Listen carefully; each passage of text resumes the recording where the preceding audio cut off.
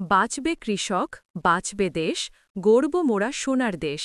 এই স্লোগানকে সামনে রেখে আজ রবিবার সন্ধ্যা ৭টায় গাইবান্ধা জেলার ফুলছড়ি উপজেলার উড়িয়া ইউনিয়নের উত্তর উড়িয়ায় হেজবুত তৌহিদের উদ্যোগে এক কৃষক সমাবেশ অনুষ্ঠিত হয়েছে। উক্ত অনুষ্ঠানে রিপন হাসানের সঞ্চালনায় মুখ্য আলোচক হিসাবে বক্তব্য রাখেন গাইবান্ধা জেলা হেজবুত তৌহিদের সভাপতি জাহিদ হাসান মুকুল। তিনি বলেন, দেশের অর্থনীতি ও খাদ্য নিরাপত্তায় কৃষকদের অবদানই সবচেয়ে বেশি। যে কৃষক দেশের ১৭.৫ কোটি মানুষের মুখে অন্ন যোগান, সে কৃষকই আজ সবচেয়ে বেশি অবহেলিত, লাঞ্ছিত ও শোষিত।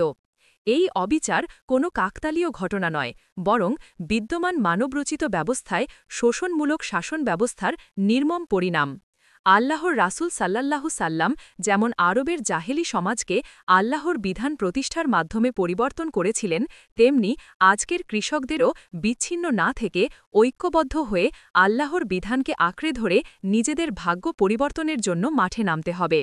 অনুষ্ঠানে আরও বক্তব্য রাখেন সদর উপজেলা হেজবুত তৌহিদের সভাপতি সোহরাব হোসেন সিরল, উড়িয়া ইউনিয়নের ১ নং ওয়ার্ডের মেম্বার ওয়ারেস আলী পীযূষ, সাবিক মেম্বার রেজা, গাইবান্ধা জেলা হেজবুত তৌহিদের আইন বিষয়ক সম্পাদক রেজাউল হক, বাণিজ্যিক সম্পাদক মোহাম্মদ জুলহাস হোসেন প্রমুখ সহ অত্র অঞ্চলের কৃষক সমাজ। অনুষ্ঠানে উপস্থিত সকলেই হেজবুত তৌহিদের সাথে ঐক্যমত পোষণ করেন।